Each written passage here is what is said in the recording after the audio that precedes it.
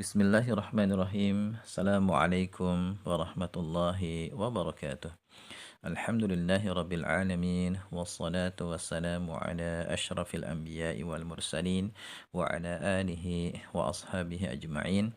Amma ba'du ikhwani wa akhwati fillah rahimani wa rahimakumullah.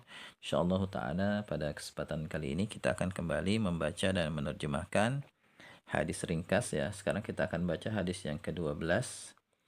Ahabul a'mali, ya, ahabu itu paling dicintai, al-a'mali dari amal-amal, maksudnya ahabul a'mali, amalan yang paling dicintai ilallahi, di sisi Allah Ta'ala, ya, Allah Subhanahu wa Ta'ala yang maha suci maha tinggi, yaitu adwamuha, yang paling dawam, yang paling continue, terus menerus, wa in qalla, meskipun sedikit, gitu. Jadi amalan yang paling dicintai Allah, ya, yang dicintai di sisi Allah Subhanahu wa Ta'ala adalah yang paling continue meskipun sedikit. Rawahu, meriwayatkannya Al-Bukhari, Imam Bukhari, wa Muslimun, dan Imam Muslim. Jadi Allah, ya, melihat amalan seseorang itu dari continue-nya, ya, bukan dari besarnya.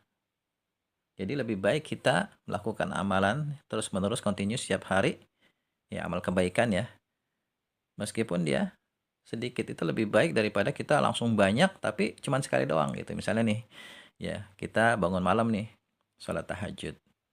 Ya, kita sanggupnya baru bisa mengerjakan 3 rakaat, nggak masalah. Ya kan, yang penting continue. Sekarang 3, besok 3, besok 3 terus, dan nanti lama-lama kita akan nambah. Ya, 5, 7, dan seterusnya gitu.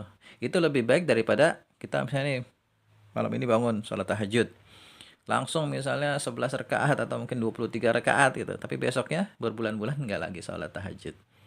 Ya lebih baik kita, ya, continue meskipun sedikit dalam amalan yang lain juga begitu. Dalam amal kebaikan yang lain kayak sedekah gitu kan.